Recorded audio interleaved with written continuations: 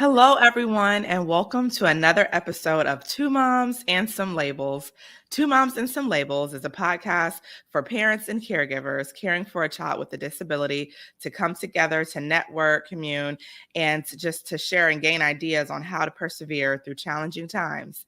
My name is Brittany, and today, I love being able to highlight parents in the community that are making changes for the community, that are pursuing their dreams, that are helping others when they have a child themselves with a disability. They're still able to do things in this community. I mean, it's so amazing that they're able to juggle, entrepreneurship and having a child with a disability. I love being able to talk to the community to help give some encouragement to other families and other moms that may be out there and they want to still pursue something that they may have stopped doing, or maybe even having a child with a disability has turned your life around and maybe inspired you to do something else, because you have a child with a disability. And I mean, a lot like me, that's where I am now. So this woman, oh my gosh, I'm going to let her take it away and introduce herself. Okay. Good morning. I am Sherri Henderson. I'm one of the co-founders of Henderson Haven. I'm a mom of 3 kids and then 2 bonus kids that young ladies that lived with us for over 5 years each. And so raised a lot of different kids and run Henderson Haven. This is our 20th year running Henderson Haven, a nonprofit here in Northeast Florida. So oh my gosh. Wow. So can you tell us a little bit about how Henderson Haven got started? Sure. My husband and I, Lee, we moved here in 1995. Chuck E. Cheese brought us to Florida, of all things. We got out of the business in Texas. We were all born in Texas. Got out of the business doing so that I could stay home and be a stay-at-home mom to the 3 kids. Hotel restaurant management brought us to Florida. And our oldest son, Trey, has Down syndrome, and he was in his 2nd year of kindergarten when we moved here to Florida in the middle of that 2nd year. And we became the troublemaking parents. The school district was just talking about all the things he couldn't do, wanting to put him in a box, self-contained classroom at the back of the school, just based on his diagnosis, not looking at his skills. And so, yeah, we became those parents, but that's okay. We fought for what he needed, what he deserved, and tried to highlight what he was able to do. We never really let Trey say, I can't. We would keep trying until we figured out a solution and a strategy. And I guess one of the biggest examples of that is him tying his shoes. He could not tie his shoes. And he was in Boy Scouts at the time, and he was getting ready to go on his very first away camp to Virginia to go camping with his Boy Scouts. And he couldn't tie his shoes, and we were working so hard. I was like, listen, you have adult leaders who will tie your shoes if they come untied. You have fellow scouts that will tie your shoes if your shoes come untied. They've been doing it for you since you started Cub Scouts. But where you're going, they may not have ever seen anyone with a disability at Boy Scout camp. Not like you. So some people don't understand. And when people don't understand, sometimes they get uncomfortable and they make fun of other people. And I know Trey has no self-confidence problem at all. He's been made fun of straight to his face. He doesn't care. But his friends would have a harder time and get really defensive. And so the morning he left for Boy Scout camp, he tied his shoes. It was a whole series of knots, but he got his shoes tied. So we found a solution. We had to figure out a strategy so that he would be okay. He went on to, it went all the way through high school. We had to kind of butt up against preconceived notions about what he could not do and things. But Trey ended up being a varsity cheerleader in high school. Loved being with the cheerleaders. For 3 years, he was a varsity cheerleader. He ended up being elected homecoming king, most school spirited. He was on the prom court. He was just another one of the kids. Doesn't mean that he had to have special ed classes. He needed assistance in some things, but there were a whole lot of things he didn't need, and he needed to learn how to be with other kids his age. Other kids needed to understand how to support someone with a disability. And those are the kids that elected him homecoming king. Those are the kids who elected him most school spirited. It had nothing to do with us. It was all about the relationships he was able to build and foster from kindergarten on. So that with those kind of challenges that we went through with Trey, people started asking me, how are you getting this for your son? And how can I do this? And so advocacy kind of started probably in the late 90s, helping other parents find resources and come up with strategies on how to handle the school systems. And then we started with a little bit of respite care. Just privately, someone hired me to do some respite care for their adult child with autism. And that was probably in 2001, I started doing that kind of respite. And we talked about opening up an agency and starting a nonprofit to see if we can help more. And we started that in 2003. And in doing so, Lee left hotel restaurant management because I couldn't do it by myself. We thought we'd do a 3-year plan where he could then kind of slowly transition into coming to work for the nonprofit. It lasted 3 months. I needed him faster. He has way more skills in the business side of it that he helps keep things going. So we've been here in Northeast Florida, serving all Northeast Florida counties for 20 years. Wow. Excuse me. And I mean, I wish that more, you were talking about how, your peers, your classmates of, your child were able to understand him and help him. And, it's that inclusion. It's Right. inclusion, and so I wish that more schools would do that, because now I hear like schools here and there, they, let the gen ed students kind of mix with the kids that have IEPs and things, or they get to like help out, but it's not very many schools. I mean, I still have went to some schools where you go to the school and the ESC program is in the back of the school. Right. It's in the trailers. Nobody even knows that they're there. Right. And it's like, why? Why are we doing this? And then we wonder why, a lot of our kids, they don't have compassion. And then it's already hard enough, especially, when they get to middle school and high school, dealing with bullying and things like that. I mean, and kids are just so mean. And just to take that time to take students to sit and help with children that are, different than them and may need a little assistance here or there, like taking that little time out, you don't understand what of a difference that can make in bringing empathy to a child and having them understand, because it could be as simple as, man, I'm grateful that I'm able to do this. And, they're not able to, but I can help them. So, I really want the schools to be able to be more inclusive than what they are. And, excuse me, stop putting our kids in the back of the school. Right. That was one of the things that when we were talking, when Trey's in an elementary, we were like, Trey doesn't need special music. He thinks he's Michael Jackson reincarnated. Trey doesn't need special computers. His dad is a geek. Trey doesn't need special library. We are around books all the time. Trey doesn't need special art. He doesn't need special PE. He's not physically disabled. He may have some coordination problems, but there are gen ed kids that have coordination problems. Right. There are some things he needs some support on, but not everything. And someday those students, they're all going to have to live in the world together as adults.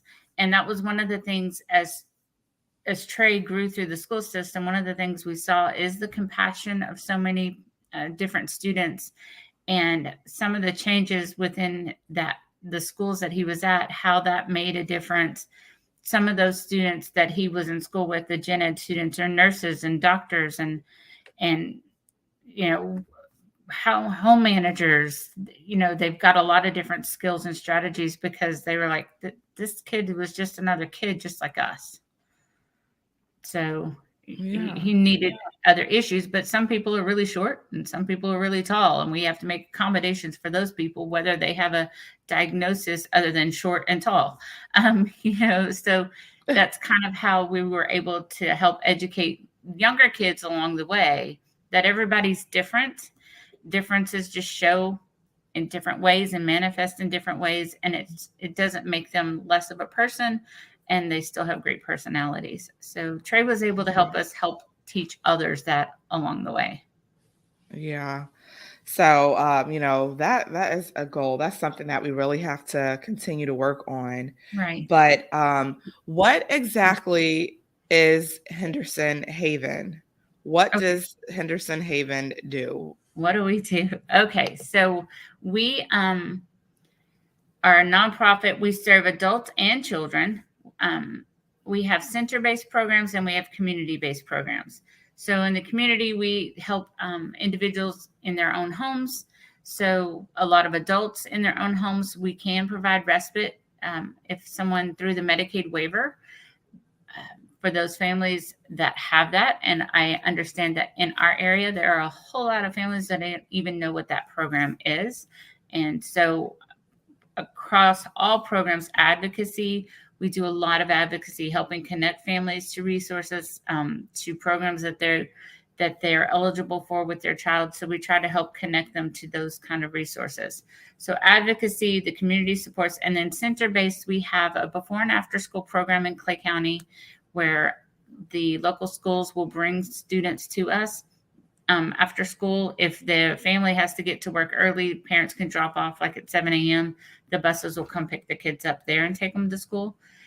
And that program actually runs year round. So all summer long, we're open. We're open during Christmas holidays. Thanksgiving, we tend to take like Wednesday, Thursday, Friday off every Thanksgiving because a lot of families travel, but we're open that Monday, Tuesday for families that have to work when there's no school, when there's school closures because of President's Day or Veterans Day or Columbus Day or whatever. We're open for those families because most families still have to work. So we have that. We have a small private school, and we take up it. I guess it's now all under Step Up scholarship funding. Our program there is really small. Our ratio usually runs, well, in all of our programs at the center, no one is in more than a 1-to-6 ratio ever. The school tends to be more 1-to-3, especially for the younger kids. And then our job is to work ourselves out of a job with the school program that we run. We're in a partnership with the Broach School. So we tend to get the students that can't sit in a typical classroom, that need a little more strategies and support. And then our job is to figure out what those strategies and supports are that can be replicated in a different classroom, in a more typical classroom, or in another setting, so that they don't need us anymore and we can move on and get to help somebody else. And then we also have an adult program, a small adult day program. And we've had families drive. We're in Clay County. We're in the middle of Orange Park. We've had families drive from Yulee down to us because no one else would take their adults with special needs because of their high personal care needs and or behavioral needs, things like that. So challenge on. The only thing that keeps someone from coming into one of our programs at our center is if they're allergic to dogs, because we do have service dogs on site. And Dawson, especially our 8.5-year-old golden retriever, she is worth her weight in gold. She calms students down. She does medical alerts for us. She makes staff happy to come to work. And so, the dogs will stay. I will still do advocacy and help any family, even if they're allergic to dogs, so we can kind of create a safe space to meet with that family. But as far as participating in our programs, can't be allergic to the dog. And in the summer, we set aside time every summer for Camp Possible. We believe that all kids should get to have a fun camp experience. And so we change the theme every week. We just finished Sea, Sand, and Sun and a giant water slide. This coming week, we're going to have Stars and Stripes. And we're open even on July 4th because we still have some parents that have to work. Wow. And so we won't do aftercare on July 4th, so that my staff can go have barbecues and go see the fireworks and stuff. But we're open for camp till 3:00 on July 4th. So we do a different theme every week, do fun activities based around that theme.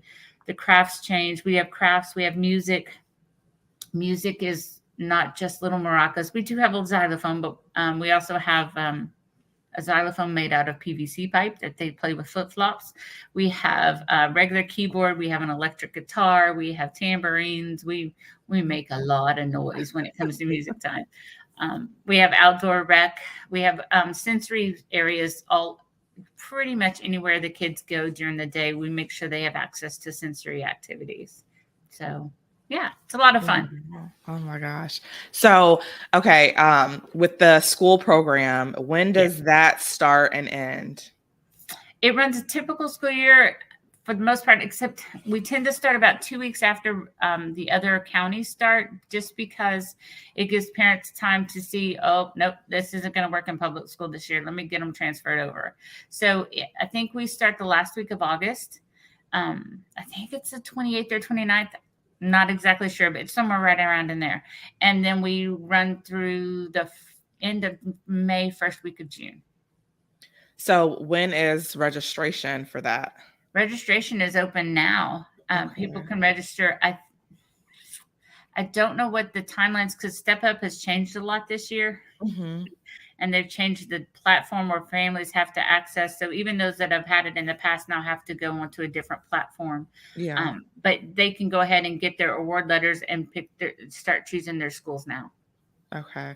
Yeah, I want to say the deadline is August 1st, but don't quote me on that. Yeah. And so you have teachers that you guys hire, or like we have teachers. We have found within our programs sometimes the best teachers are the teachers that have not taught a day in a special ed classroom. Okay.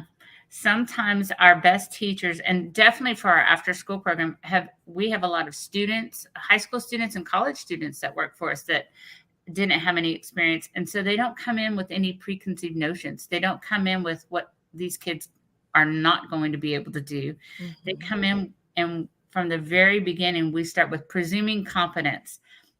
We presume competence with everybody we work with.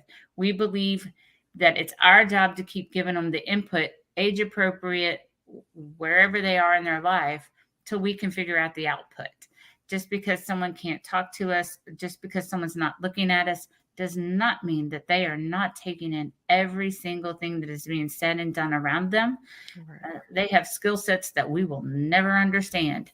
And so our job is to not let them down. We don't talk down to them. We don't talk at them. We talk to them. We watch their behaviors and things. So we do have a classroom teacher set up, and then aides that typically help run that program so that the teacher can kind of move around. It's kind of a one-room schoolhouse kind of mentality, but broken up into smaller classes. So the older students, the ones that are in high school, because we'll take students up to age 22. Mm-hmm. We do those that are in high school through those transition years. We tend to work on life skills. We have a classroom setup that has a full kitchen, stove, and washing dishes and microwave and stuff, to a washer and dryer, a bathroom with a walk-in shower. So if we need to work on hygiene skills, wherever they are and whatever they need, we're working on those and trying to work on real life skills, practical, functional life skills when they're the older kids. The younger kids, it's a lot of fun to figure out that they're way smarter than anyone's ever given them credit for, and figuring out those strategies. This year, we had a 4th grader that just did a lot of scripting. He has an autism diagnosis, a lot of scripting. So he had some verbal skills, but not functional communication skills. And we just knew that he was way smarter than he wanted to let us know, or he was able to let us know. Mm-hmm. And so I presented him with all 234 of the 4th grade sight words. He knew all but 8 of them. Wow. And so we also challenged him every week to 8 spelling words every week. And we found different ways for him to practice it. And one of the first things that we realized is handwriting was really difficult for him. To take it from his brain to the pencil to holding it correctly and everything, it was really difficult. So I threw a pile of Scrabble tiles in front of him. And from the very first week of school, he was able to get on average 95% accuracy of the spelling words every week. In the last 9 weeks, he typed all 72 spelling words. He had a final spelling exam for that 9 weeks, and he sat and would not stop till he did all 72 words from that 9 weeks, and he got 100%. Wow. So, oh my gosh. He has a lot of apraxia. So the days that we tried to practice saying those sight words, he missed probably about a quarter of them, about 25% he missed. It's not, but we already knew that he knew them, but getting it from his brain to his vocal cords to say it was really tough. But we told him, I said, that doesn't mean you don't know them, so don't stress. And so his behavior issues went down significantly this year. Therapists that came in from the school to do, from the county school that came in to do speech or Title I services within our school, were just amazed from the year prior to this year, after seeing him in other settings, how much progress he had made, just because we presume competence. Mm-hmm. So that part's fun. We love it when we figure it out. That part's a lot of fun. Yeah, and that is the thing about, being in public school versus private, is that in public school, a lot of the times the teachers, they just don't have the time to sit and understand the child's needs fully. And, it's not so much in fault of the teacher, but the school district, if they could employ more people to help and be able to provide that type of environment, that would be great. But that's where, the parent comes in and, decides which environment suits their child, better. And like you said, a lot of parents don't even know that, these options are out here, which is why I do things like this. And I'm such a big advocate about that, because a lot of parents don't know that these options are out here. And you don't have to get a phone call every day saying, come pick your child up, please. Come pick your child up. And it's the same thing every day. And you're, leaving from work every day and dealing with the school calling you or behavior issues the school, says your child has. This is why, we have to bring this to the community and let them know that these options are available. Right. And that is one thing we've been really lucky in, that is our staff get the training they need. Unless a child is sick or gets hurt, we're not calling parents in the middle of the day. I might call them and say, hey, we're seeing this behavior. Is this new? Or is this something we need to know? You said you had a med change. Is this a side effect we need to be looking for? Maybe we call for that, but to pick up because of behaviors, no.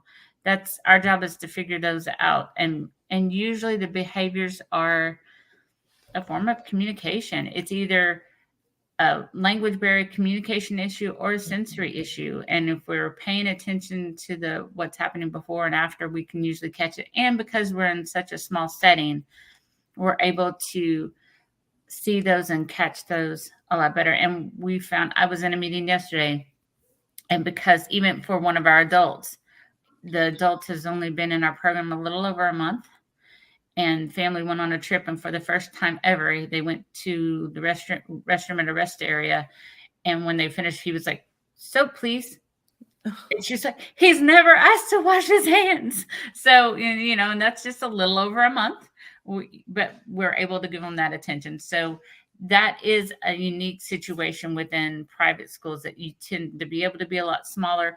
We don't have all the boxes that public school teachers have to tick and fix. So we have a little more flexibility to really customize and really carry out an individualized education plan. But within our program, we really don't want them to stay forever. I've got a couple of parents, I don't know if I'm ever going to be able to kick them out of the nest. There are a couple that don't want to leave now that they're seeing what their children are doing. But That is our ultimate goal, is to kick them out of the nest, let them fly, and let them go show others. And in doing so, it's kind of our philosophy with the butterfly effect. If we can help this family make this change, and then they can take that change to another setting, then other people can see that change, and then they can take it. So that's the butterfly effect for us. We hope that one little change we do here can keep rippling out and keep making a difference somewhere else. Yeah. And you were talking about the therapy coming in. So how does that work with therapy? Is the school district coming in and doing therapy, or do they have to go to outpatient? So here in Clay County, if they were a Clay County student to start with, Clay County has a speech therapist that comes in. If they have OT on their list, then an occupational therapist can come in. If they're a Title I, if they reside in a Title I area, even if they come to our school, if the student is from a Title I area, zoned in a Title I area, then Title I comes in and provides services. If they're outside of our county and they need speech, we have a speech therapist that comes through from the Broach School, as well as OT. And then if a student has ABA therapy and things, the therapists don't necessarily come into the classroom. I have a separate therapy room for them because it just works better. It doesn't create a distraction for the other children and things. So if a family has their own ABA services and they want a 2-hour period every day, we can accommodate that and make sure it doesn't interrupt their education time. The speech and OT and even the Title I things, whatever the student's goals are, they're only there for about half an hour to an hour. Although we've got some therapists that then they come in with speech and OT and they're having too much fun. They don't want to leave and go to the next school. But we follow through with whatever goals that child is working on all week long, not just when the therapist is doing therapy. And so that's why the students we have are able to make that progress. We're able to support what the therapist is working on. And even if it's therapy that the child gets outside of school, if the family shares those goals and what they're wanting to work on at the time, we follow and support them all day long within our programs so that they make progress faster. It's all about creating a team around the child, not just having a program. It's creating a program around each child and that everyone is playing their part on the team. So yeah, that's how that works with therapies. Okay. And so I know the question that I get a lot is, where are the summer camps at for my child? I'm looking for a summer camp.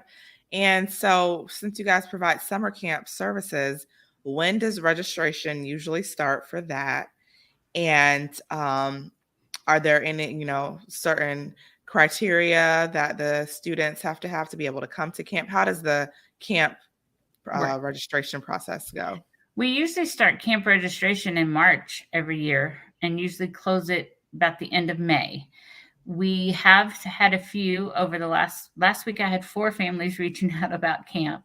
Camp I Am Special evidently had some power outages and stuff with the storms this last week. So we've got one camper coming this coming week that had to leave camp early from Camp I Am Special.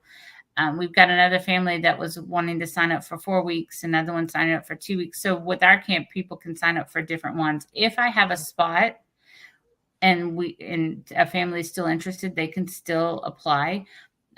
They just have to email us at info@Henderson Haven, and we can reach out to them and get some more information to figure out if we can accommodate age group wise, if we've got a spot or what weeks are still open. As far as physical needs, we change pull-ups, we change diapers, we help with the toileting program. If someone's trying to work on toileting, and they need to go every hour, we will accommodate that during camp. They need assistance changing their clothes because of water days and things, that's not a problem. If they need assistance with feeding, that's not a problem. Behaviors usually aren't a problem either, as long as I can accommodate if I've got staff to be able to make sure that they're okay and not going to hurt themselves or somebody else, but we can usually accommodate most of those kinds of things. And so what are the hours of camp, and when is when does camp end? Camp runs 9 to 3, Monday through Friday. And we have 4 more weeks of camp.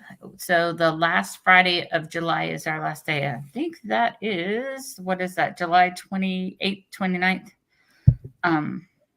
The 28th. 28th is the last day. Next week, I think I already mentioned Stars and Stripes is our theme for next week. The week after is Pirate Invasion. And we end that Friday with an inflatable pirate ship. The week after is probably, the last 2 weeks of camp are probably our most popular weeks. The 5th week is Dr. Seuss week, and we're just goofy all week long. Crazy hair, crazy sock, whatever. And we end it on Friday with, Oh, the Places You'll Go. And that book is all about a hot air balloon. So we have the field beside our property mowed, and everybody gets to go up in a hot air balloon if they want. We're not floating all over Clay County or anything, but we do go up really, really high. And then the last week is Wacky Water Week. And instead of just Water Wednesday, we're pretty much doing water activities every day. And we end it with another big, giant water slide. So nice. Yeah. And do you take the scholarship for the summer camp, or how do parents? This year we actually have the ability to, if families have funds saved in Step Up, we are a vendor now. We do need, because it's the way the system works, families pay, we give them the invoice so they can turn it in and get reimbursed. That's not a problem. We have we may still have a little bit of scholarship money available. Someone would just need to apply. I don't know how much of that is left, but we've been we were able to get some scholarship funds for one of the first years. We've been able to get some scholarship assistance, so that has helped. Yeah. But the Step Up, we are now an approved vendor for that for summer programming. So that just happened this year too. So Good stuff. Yeah. Insurance doesn't really cover what we do because it's not medically necessary. But we kind of look at our programs, especially our summer programs and before and after school programs, as kind of an investment in your kid.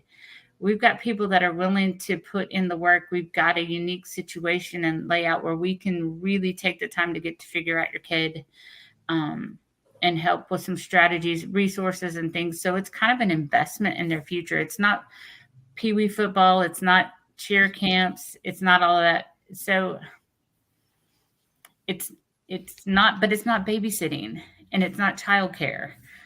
We're there creating a program. We're working on independence all the time. When we're doing camp, we're not doing any academics of any kind. But the rest of the year, before and after school, the rest of the summer, we're working on functional academics wherever that student is all year long. Not just even though they've been in school, we're able to help some students. We've had parents say, our kids learn more with you after school in 3 months than they did the last 3 years in school. So we get to really figure it out, and we really pay attention. We can see what the triggers are and when the triggers are happening, and kind of redirect and let's reset and figure out something else, and really work towards their strengths to help make the other things not such a big struggle. So I guess we're just different. Yeah. And that's good, because our kids are different. So we need that. And so you guys offer an after school program? Yes. So if they go to public school, can they come there after school? Yes. Okay. Yeah. And so say there's a half day at school, we're open longer. We'll be there when the buses drop them off. If it's at 11:45, 12 o'clock, we're there. We don't provide meals at our programs. We tried that for 2 summers. No one will eat the food. So we were wasting a whole lot of food. So many of the students we work with have really picky diets and things. So families, when they come in, they bring in the lunch and snacks for their kid, and we will make sure. Now, this week we had a lot of watermelon, and it was really fun. We actually had one little guy eat his first watermelon, and his mom was like, he's never eaten it. And I was like, okay, well, I got proof. I got a picture proof here. And she said, look, that's what it is. he had the rind on his watermelon. She's always just cut it off. Oh, And okay. she didn't realize It's that was a way texture. for him to hold it and Okay. not have the wet watermelon in his hands. She goes, I never would have thought of that. And I was like, well, he wouldn't touch the ones that were all cut up. He kept reaching Yeah. for the one with the green. So he ate it. So, when we have a chance there, we might introduce a snack just to see if someone wants to try it. But Mhm. for the most part, they tend to want to just eat what they bring. So, Yeah. And yeah. that, I mean, that makes sense, Yeah. to do that also. So with the after school program, do you have like a certain number of spots, or how do parents register for that? They can register on our website at hendersonhaven.org. There's a tab for children's services, and there's a thing at the bottom that says pre-register here that kind of gives us a little more information, gives us the age of your child so we see if we have a spot. The after school, it fluctuates how many students we have. We will never have as many as what, like, who was it? I think Episcopal Services wanted me to put 42 kids in one suite. I'm like, yeah, no. We will keep our ratio of 1 to 6. So we probably won't go over 24, 30 kids max. And that is over 1, 2, 3, 4 suites. So there's no more than 6 kids in a classroom. I won't do it. It doesn't work. Yeah. So that being said, it means we're not getting 20, 25 kids, which is the typical after school ratio to one staff person. Mhm. It's one staff person to 6 kids max. But the kids get the attention they need and they're working. It's not Yeah. just a placeholder. It's not just a place to hang out until mom gets off work. Mhm. And we're open till 6 p.m. So when they get there, families have till 6 p.m. to pick up their kiddos. So, depending on how traffic is, and let's be real, traffic in our area is Yes. hit or miss, hit or miss. And we're off of Blanding Boulevard in Orange Park. So that traffic on Blanding that Right. you just never know. So Right. So how do the kids get there? Do you have certain schools that will bring them to the after school program, or do parents have to, if they get out early, bring them there and drop them off, or how does that work? in Clay County, most of the schools all of the schools in Orange Park. So most of the elementary schools in Orange Park will bring to us. Orange Park Okay, High, cool. Middleburg High, Ridgeview High will Wow. bring. Keystone won't, because Keystone's really far from us. Yeah. But we've had families come from Lake Asbury Junior High and Lake Asbury Elementary. The Orange Park Junior High, Lake Asbury, or Lakeside Junior High, we've had students come from there. We've had some of the Oakleaf schools be able to bus over to us. It really depends on what part of Argyle they're on. Yeah. But we've had students come from Oakleaf High and a couple of the other elementary schools out there. It's really about their routing, if they can do it. We usually only have one student per bus, but I know last year I think we had 9 buses dropping off after school, and one bus had 3 little ones on it. So they all were in. That was unusual that we get 3 from the same school, but it has happened. We have had that for high school, where we had at one point, I think we have 4 coming from the same high school. That just fluctuates, because it's the same with our school, our after school. If we can work ourselves out of a job, that's awesome. In fact, we have an employee working for us right now. He's 17, he'll be 18 in the fall. He was one of our students when he was 8 years old, and he was a tough one, and he was high behavior issues, and he's now one of my employees. Wow. So That is awesome. So our job is to work ourselves out of a job. We don't want them to need us. And if they Yeah. can come back and volunteer. And I've got another one that just graduated high school, and he showed up right after graduation, and he brought a van load of arts and crafts supplies that he was donating for camp this year. Oh my gosh. So when we get to see that, that's awesome. I think we've got one former student that works for UPS. Oh no, FedEx, and he's really close to becoming a FedEx driver.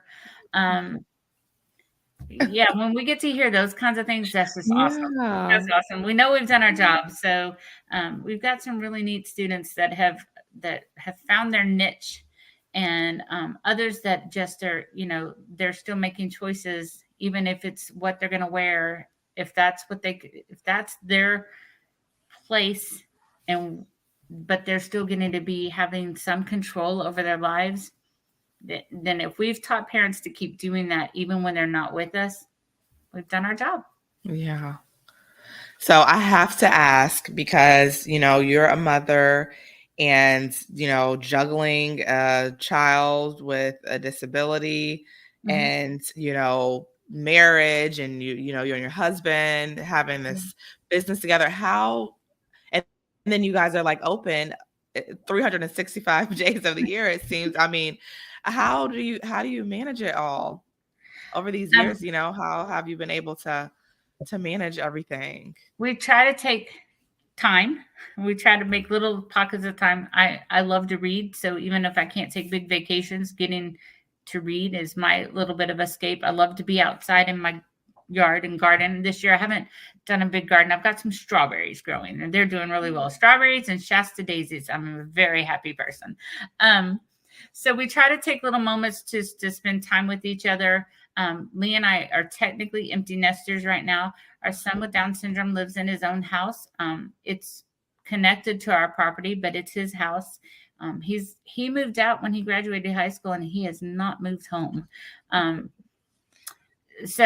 he has a new diagnosis of dementia, and so, well, it's not new. It's been a few years, but it's a new thing that it keeps evolving, and the supports keep changing. So we just have to kind of roll with it. We're firm believers you're not guaranteed tomorrow. Let's do the very best and make sure things are as set as possible today and enjoy today, because we don't have tomorrow plans or promise. So let's just do the best we can. So taking those moments, recognizing with each one of our kids, the unique abilities they had, that was really important as they grew up. Taking time to just spend one-on-one with each kid whenever we could, so that they were seen and felt heard, and supporting their unique strengths and interests. I mean, Trey was the cheerleader. Our other son, Cameron, was the drama guy, and our daughter was the basketball player. So, they all had their own interests and things. So finding moments to do that. Lee and I have a real good team going on. He's able to work from home a lot of times. I get to cook on weekends, but he's helping make dinner every evening when he's working from home. He's able to make sure dinner's ready. So we just kind of communicate. Communication is key.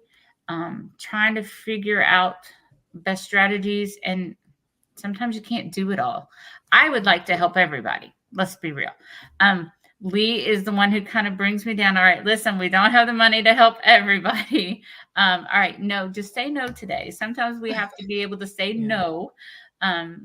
When we had the two young ladies that lived with us, one had severe autism, and her needs at home were getting really tough. I'd done respite for her for 12 years before she moved in with me for 5 years.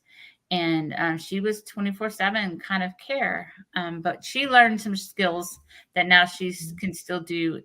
And after her mom, and was able to finally find a good residential program for her.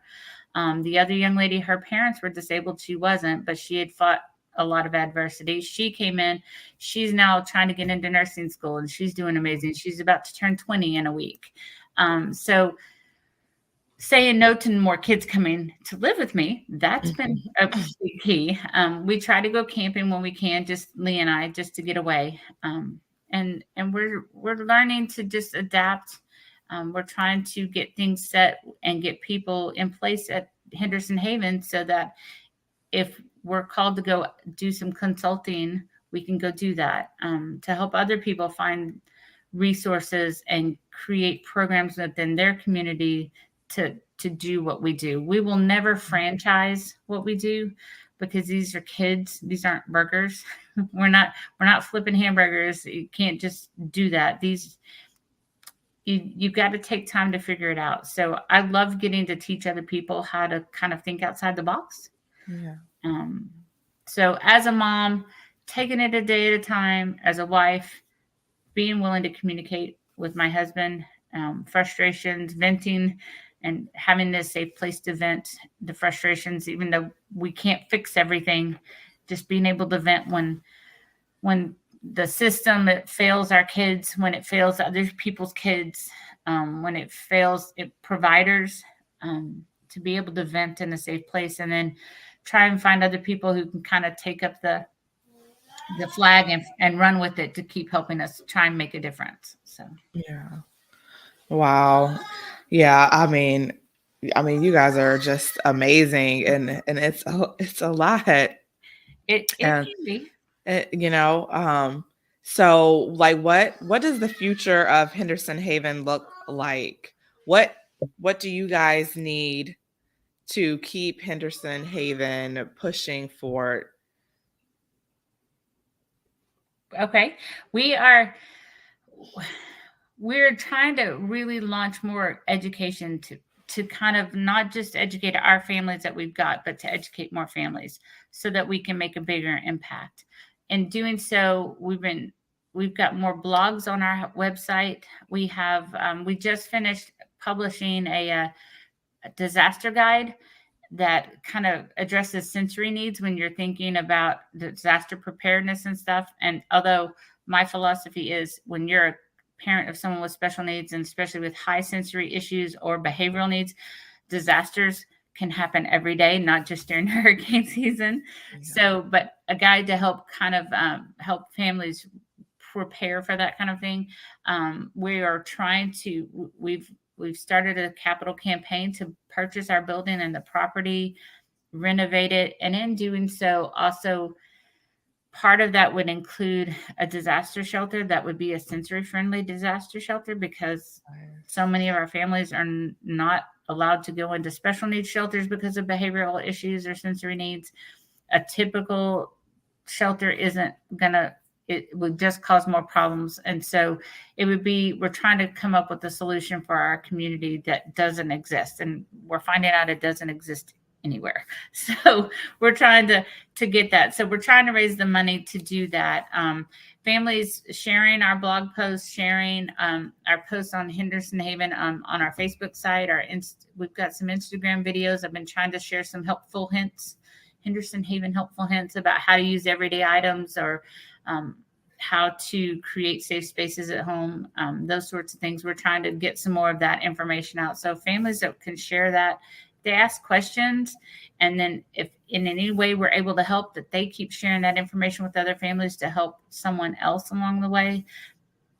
That's how people can help. Let's work together as a community to support each other, figure this out.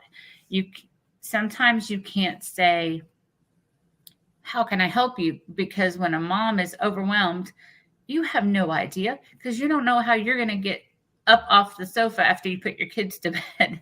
You're not sure how long you're going to get to sit on the sofa after you put your kids to bed before they're back up because of whatever happens. So sometimes you have to be able to say, here, have a gift card, get you some dinner on the way home from school today.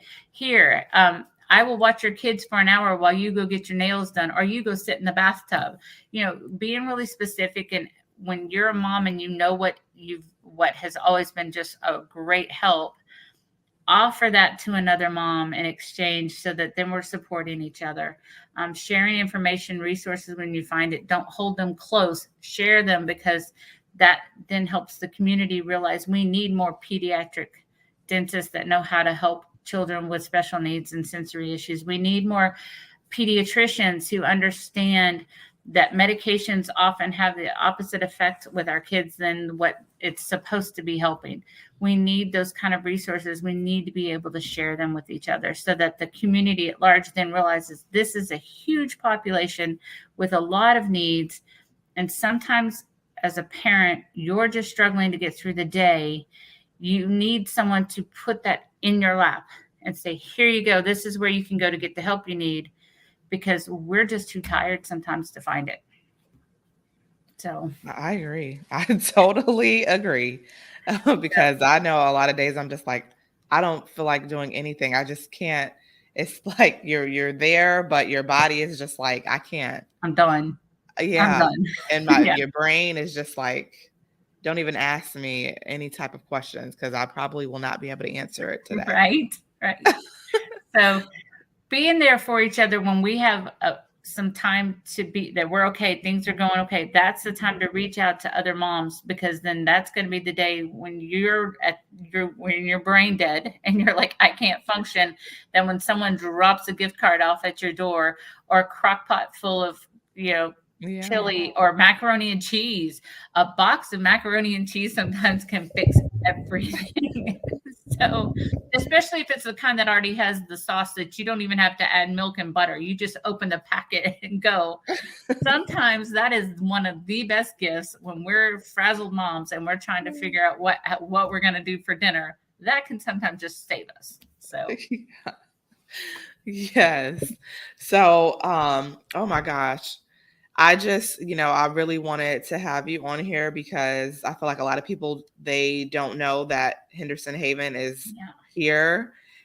And I mean, you guys are doing such wonderful things for the community. And every day that I am in the public schools and I'm seeing the way that a lot of kids are being handled, I'm just like, I wish parents knew that there are other resources, to help them and their child.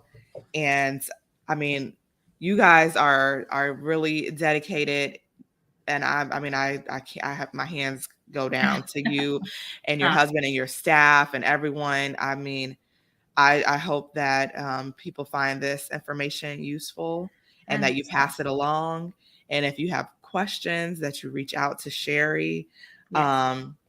Yep. hendersonhaven.org. It's pretty easy. Just hendersonhaven.org. We're on Facebook. Reach out anyway. I will be more than happy to help families find resources, or come see us, come play with us, come have some fun with us, come learn with us. We'd love to have you. Yes. So thank you again. Thank you, And Brittany. as you can see, with Sherri and her husband, as parents that have children with disabilities, all things are possible, that you put your mind and your heart to. Yeah. Mostly you put your heart into, anything is possible.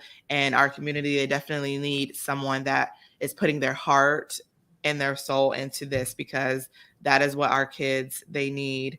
And, please go to hendersonhaven.com and go to their Facebook, their social media, and just spread the word when you can. And I appreciate you so much, Sherri, for taking the time out of your busy day to come on and talk with me. I really appreciate that. Thank you for having me. I was glad. It was great meeting you and seeing some of your blog posts and stuff before, or your podcast and things. So it was great to meet you in person a couple of weeks ago. And thank you for having me on. I really appreciate it. Yes. So thank you, everybody, for tuning in to another episode of Two Moms and Some Labels. And we will see you next